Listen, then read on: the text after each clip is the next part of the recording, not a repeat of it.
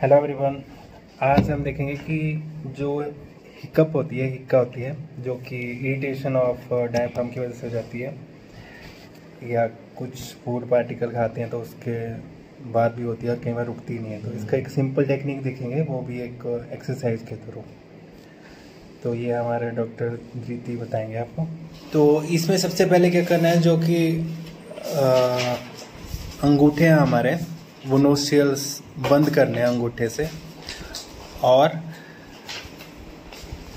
Index finger से कान close करने हैं हमें।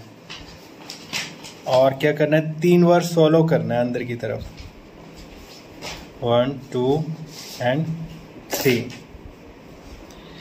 ठीक है, ये रिपीट करोगे तो इंस्टेंट रिलीफ मिलेगा। और इसमें एक और है, इंडेक्स फिंगर से दोनों कॉलर बोन के बीच में प्रेस करना है 4 to 5 टाइम। ठीक है, ये 2 सिंपल टेक्निक है। और इसमें एक ये भी आजमा सकते हो आप कि जैसे कि शुगर का टीस्पून है, उसको एकदम से ठंडे पानी से पिएंगे तो उससे भी रिलीफ होएगा। तो ट्राई इट।